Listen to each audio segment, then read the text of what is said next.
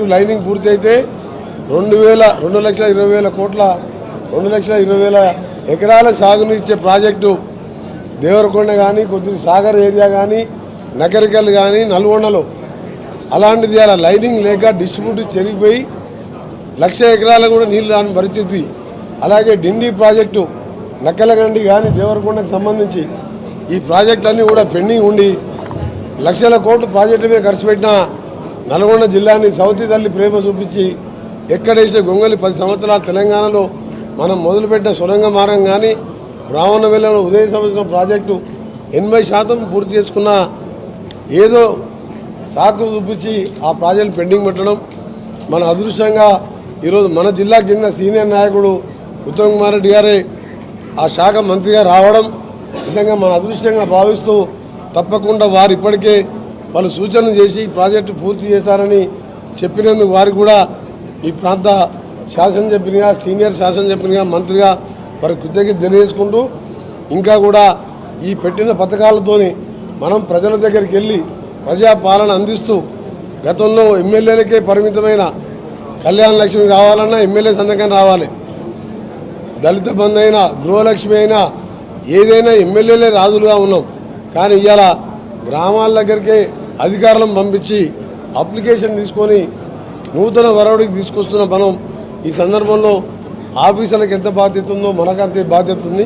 మనం అందరం కలిసికట్టుగా పనిచేద్దామని మరొకసారి మా మంత్రివర్యులకు స్వాగతం పలుకుతూ తప్పకుండా ఎవ్రీ మంత్ కూడా మా మినిస్టర్ గారు ఒకరోజు మీది పోయేది ఖమ్మమే కాబట్టి మాకు కూడా 1 గంట సమయం ఇచ్చి మీ విలువైన అనుభవాన్ని మాకు పంచి పెడతారని మా కొత్త శాసనసభ్యులు అందరూ కూడా యాక్టివ్ మెంబర్స్ ఉన్నాం. ఒక్క శాసనసభ్యుడు పొరపాటున పోయిన్ను తప్పకుండా అక్కడ కూడా ఆయన లేని లోటును మీరు కూడా సూర్యాపేట ఖమ్మం పోతూ ఆగి అక్కడ కూడా ఉత్తమ్ కుమార్ రెడ్డితో పాటు నాతో పాటు దాన్ని కూడా చూసుకుంటూ నల్గొండ జిల్లాని అభివృద్ధి పరచడంలో మీ సహకారం కావాలని నేను ఉత్తమ్ కుమార్ రెడ్డి గారు మా శాసనసభ్యులు అందరం కూడా కష్టపడి పనిచేస్తామని తెలియజేసుకుంటూ ఇవాళ కేటీఆర్ గారు నిన్న ఒక శ్వేతపత్రం అని రిలీజ్ చేసింది. ఆయన శ్వేతపత్రం అంటది. ఆ శ్వేతపత్రం మేము రిలీజ్ చేసింది కాదు. 10 ఏళ్లలో మీరు చేసిన దోపిడీ 6 లక్షల కోట్ల అప్పు పెట్టిన దుబారా ఖర్చు అన్నీ కూడా దానిలో భద్రపరిచిన తప్ప మా సొంత అంకెలు ఏం మా దగ్గర లేవు. మీ అప్పుడు పనిచేసిన ఆఫీసర్లు ఇచ్చినే ప్రజల ముందు పెట్టాం. మా సివిల్ సప్లై మినిస్టర్ గారు చెప్పారు 8,000 కోట్ల 60,000 కోట్ల అప్పులో సివిల్ సప్లై కార్పొరేషన్తో పాటు 20,000 కోట్ల రూపాయలు ఇవాళ మిల్లర్స్ దగ్గర ధాన్యం ఉంటే మీరు కుంభకర్ణులాగా నిద్రపోయి దోచిపెట్టింది. మీరు సాగర్ కాళేశ్వరం ప్రాజెక్టులో జరిగిన అవినీతి మీద వారు 10 రోజులుగా రివ్యూ చేసి ప్రభుత్వం చేసిన మోసాలను బయటపెట్టింది. అందుకనే మీది శ్వేతపత్రం అయితే మీ త్వరలోనే మీ దోపిడీ పత్రాన్ని కూడా రిలీజ్ చేస్తాం. తప్పకుండా మిమ్మల్ని దోపిడీ చేసిన వాళ్ళని వదిలిపెట్టే ప్రసక్తే లేదు. ఒక పేదవానికి ఇల్లు కట్టలేని మీరు లక్షల కోట్లకు పరిగెత్తి ఇవ్వాలా ఒక్కొక్క ఎమ్మెల్యే 1,000 కోట్లు సంపాదించుకొని మాది శ్వేతపత్రం అని చెప్పి మీరు వ్యంగ్యంగా మాట్లాడుతున్నారు కదా. త్వరలోనే 2-3 మాసాల్లోనే మీ దోపిడీ పత్రాన్ని రిలీజ్ చేస్తాం. మీరు 1-2కే భయపడుతున్నారు. ఇక ముందున్న అసలు ముసళ్ళ పండుగ తప్పకుండా మీకు ప్రజలకు మీరు ఇలా ఏమి చేయకుండా ఇలా జీతాలు లేని పరిస్థితి తీసుకు రాష్ట్రాన్ని దివాలు తీపించి ధనిక రాష్ట్రమైన ఈ రాష్ట్రాన్ని ఇలా దేశం సిగ్గుతో తలదించుకుంటుంది. దేశంలో ఏ ప్రభుత్వం అయినా జార్ఖండ్ లాంటి పేద రాష్ట్రం 1వ తారీఖు మ్యాండేటరీగా జీతాలు ఇస్తారు. 1వ తారీఖు సండే అయితే 2వ తారీఖు ఇస్తారు. పెన్షనర్స్కు 2వ తారీఖు ఫస్ట్ సెకండ్కి శాలరీస్ ఇస్తారు. ఇలా 5th లోపల వాళ్ళ శాలరీ తీసుకోకపోతే హౌస్ లోన్స్ కానీ పిల్లల లోన్స్ కానీ పిల్లల ఎడ్యుకేషన్ లోన్స్ కానీ వాళ్ళకు క్రెడిట్ దొరకకుండా ఒక వర్గం అని కాదు అన్ని వర్గాలను మోసం చేసిన మిమ్మల్ని తప్పకుండా రాబో కాలంలో ప్రజలే మిమ్మల్ని ప్రజా కోర్టులో దోషులుగా తెలుస్తారని తెలియజేసుకుంటూ ఈ 28 నుంచి 6వ తారీఖు ప్రోగ్రాం విషయంలో జిల్లాలో ఉన్న ప్రతి పౌరునికి మీడియా మిత్రులకు మీకు కూడా నేను అప్పీల్ చేస్తున్నా, మంచిగా జరగాలి, ఒక పాజిటివ్ అట్మాస్ఫియర్ జరగాలి. కుటుంబం ఒక యూనిట్గా ఒక అప్లికేషను, కుటుంబం అంటే రేషన్ కార్డు బేసిస్ మీద అది ఆ కార్యక్రమం పూర్తయిన తర్వాత నేను మళ్ళీ చెప్తున్నా 100 రోజుల్లో 6 గ్యారంటీలు అమలుకి మేము కట్టుబడి ఉన్నాము. 2 ఆల్రెడీ అమలు చేసినాము. ఆర్టీసీ బస్సుల్లో మహిళలకు ఉచితంగా ప్రయాణం, 10 లక్షల రూపాయల వరకు అన్ని హాస్పిటల్ల ఫ్రీ ట్రీట్మెంటు, 500 రూపాయలు గ్యాస్ సిలిండర్ కార్యక్రమం ముందుకు పోతుంది. మరి ముఖ్యమంత్రి వర్యులు క్యాబినెట్ డిసైడ్ చేసిన డేట్ లాంచ్ అవుతుంది. రెండో విషయం, ఇరిగేషన్ శాఖ మంత్రిగా నా డ్యూటీ, నా రెస్పాన్సిబిలిటీ ఉమ్మడి నల్గొండ జిల్లాలో చాలా కాలం నుంచి పెండింగ్ ఉన్న ప్రాజెక్టులు పూర్తి చేయించడం. చాలామంది పెద్ద మనుషులు వచ్చి మీకు డైలాగ్ గుర్తు చేస్తా, కుడి చేసుకొని కూర్చొని కట్టిస్తా అని బాలు నాయకు తెలుసు, ఇందులో అందరికీ తెలుసు. ఆ కుర్చీ 2,000, ఆ కుర్చీ 2,000 కుర్చీ చేసుకొని కట్టిస్తాడు. ఏ వెంకన్న ఎన్ని చోట్ల ఎస్ఎల్బి అరవై చోట్ల కుర్చీ చేసుకొని కట్టిస్తాడు. ఆ కుర్చీ లేదు, కూర్చుని లేదు, కట్టించలేదు. ఇప్పుడు తప్పనిసరిగా ఈ టర్మ్లో పూర్తి చేస్తాము. మేము అందరం ఇక్కడ కూర్చొని మాటిస్తున్నాము. ఉమ్మడి నల్గొండ జిల్లాలో ఉన్న ప్రాజెక్టు పూర్తి చేస్తాము, పెండింగ్లో ఉన్న ప్రాజెక్టు పూర్తి చేస్తాము. సివిల్ సప్లైస్ నేను మరీ ఎక్కువ అనుకుంటే ఒకటే అంట, ఈ రాష్ట్రంలో ప్రతి రైతు, ప్రతి పౌరుని జీవితాన్ని టచ్ చేసేది, నిరుపేదలను టచ్ చేసి సివిల్ సప్లైస్ డిపార్ట్మెంట్. ఆ డిపార్ట్మెంట్ పనితీరు మెరుగుపరచడానికి నేను శక్తి వచ్చేది లేకుండా కృషి చేస్తాను. ప్రభుత్వము పీడిఎస్ రైస్ రీసైక్లింగ్ ఎవరు చేసినా క్షమించేది లేదు, తీవ్రమైన శిక్ష ఉందని చెప్పి కూడా నేను మీడియా ద్వారా కూడా జిల్లాలో అందరికీ హెచ్చరిస్తున్నా. అదొక రైస్ మాఫియా నడిచింది.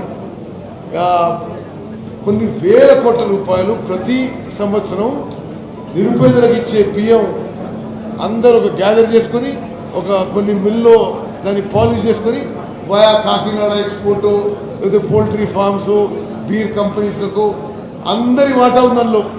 నేను ఎవరి పేరు చెప్ప. ఇప్పుడు ఆ రైస్ మాఫియా బంద్ కావాలి. చాలా ఇది ఇంపార్టెంట్ విషయంగా నేను మనం చేస్తూ, మిత్రులారా, పెద్దలు తుమ్మల నాగేశ్వరరావు గారి నాయకత్వంలో ఉమ్మడి నల్గొండ జిల్లాలో అందరం కూడా కలిసికట్టుగా నల్గొండ జిల్లా ఊహించిన విధంగా అభివృద్ధి పదంలో తీసుకుపోతామని చెప్పి నేను మనవి చేస్తూ, నల్గొండ జిల్లా రాజకీయాల్లో ప్రజలతో మమేకమైనటువంటి నాయకులు పెద్దలు ఉత్తమ్ కుమార్ రెడ్డి గారు, వెంకటరెడ్డి గారు. నాకు వాళ్ళు ఏ పార్టీలో ఉన్నా కూడా నన్ను అభిమానించేవాళ్ళు. నాకు ఏ అవసరం ఉన్నా కూడా వాళ్ళిద్దరిని అడిగి చేసుకునే అవకాశం కూడా నాకు ఉండేది. అదే రకంగా వాళ్ళిద్దరు చేసేటటువంటి శాఖల్లో నేను కూడా కొద్ది రోజులు ఉండే అవకాశం వచ్చింది. వాస్తవంగా 40 ఏళ్ల తర్వాత ఇప్పుడు అవసరం లేదు, కానీ నేను ఇచ్చిన మాట పోయిన టైంలో ఇందాక వెంకటరెడ్డి గారు చెప్పినట్లు అలసత్వం వల్ల, లేకపోతే అవినీతి వల్ల, లేకపోతే ప్రభుత్వ పాలన మర్చిపోయి వాళ్ళు 5 సంవత్సరాలు గడిపిన ఫలితంగా ప్రాజెక్టులన్నీ కూడా మధ్యలో ఆగిపోయినాయి. అవి కూడా మన ఉత్తమ్ గారు రివ్యూ చేశారు.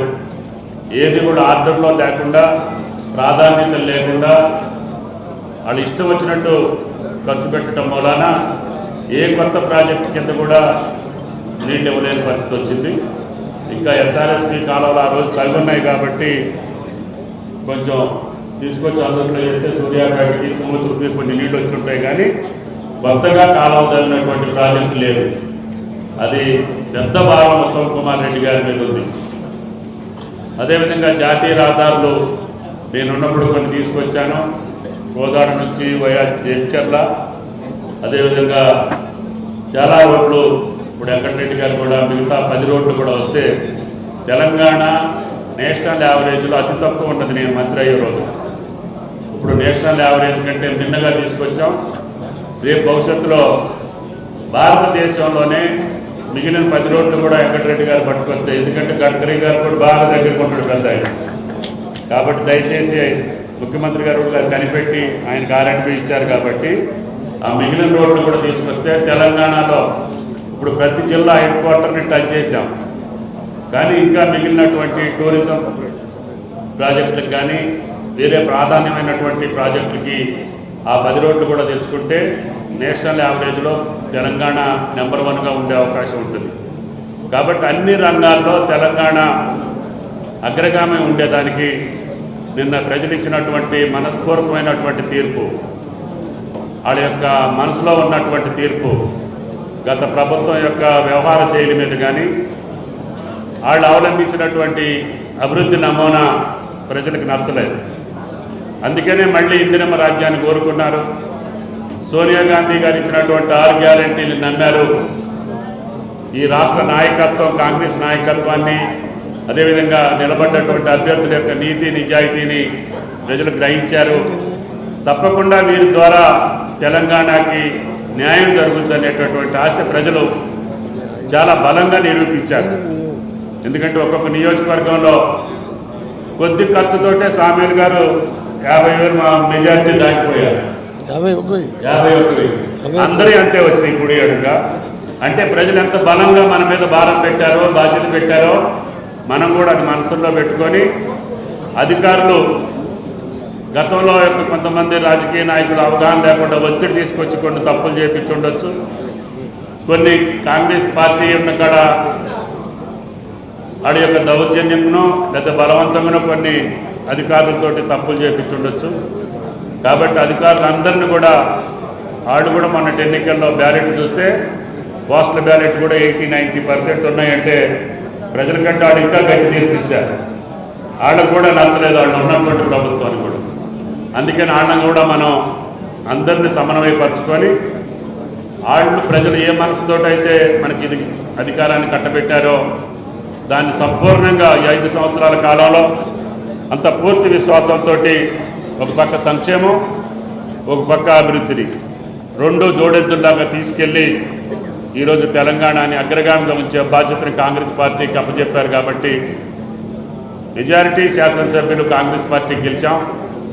తప్పకుండా అందరి యొక్క సమిష్టి కృషితోటి మీ నియోజకవర్గాల్లో మాకు చేతనైన కాడికి, మాకు అవకాశం ఉన్న కాడికి తప్పకుండా మీకు సహకరించి ఎమ్మెల్యేలను బలోపేతం చేయడంతో పాటు మీ నియోజకవర్గాల్లో ప్రజల ఆకాంక్షకు తగ్గట్టుగా మీ గౌరవాన్ని నిలుపడానికి ప్రయత్నం చేస్తామని చెప్పి కూడా విజ్ఞప్తి చేస్తూ, పత్రికా విలేకరులు మీరు కూడా ఈ కొత్త ప్రభుత్వాన్ని ఆశీర్వదించమని, అదేవిధంగా చేసేటటువంటి ప్రతి మంచి పని ప్రయత్నాన్ని మీరు కూడా ప్రజల్లోకి తీసుకెళ్లడంతో పాటు ఆ కార్యక్రమాలకి ప్రజా ఆమోదం వచ్చేటట్టుగా ఎక్కడైనా ఎవరైనా తెలియక చిన్న పొరపాటు చేస్తే కూడా దాన్ని మంచి మనసుతోటి మీరు స్వీకరించడం, ప్రజలకి ఆమోదయోగ్యమైనటువంటి వార్తలు అభివృద్ధి కోసం, వారి సంక్షేమం కోసం ప్రభుత్వం యొక్క అభీష్టం ఏ రకంగా ఉందో మీరు అర్థం చేసుకున్నారు. 4 రోజులు గడవక ముందుగానే ఈ కార్యక్రమాలు ఇంత పట్టుదలగా ఈ ప్రభుత్వం ఎందుకు ప్రయత్నం చేస్తూ ఉందో ఆ ప్రజల ఆకాంక్షలు తీర్చడానికే తప్ప మాకు వేరే ఆలోచన లేదు. కాబట్టి దయచేసి మీరు కూడా దాన్ని గ్రహించి మీరు కూడా ప్రభుత్వానికి సహకరించమని చెప్పి మిమ్మల్ని ప్రార్థిస్తూ సెలవు తీసుకుంటున్నాను. మరిన్ని వీడియోస్ కోసం ఛానల్ ని సబ్స్క్రైబ్ చేయండి. లేటెస్ట్ అప్డేట్స్ కోసం వాట్సాప్ ఛానల్ ని ఫాలో చేయండి. అండ్ లింక్ డిస్క్రిప్షన్ లో ఉంది.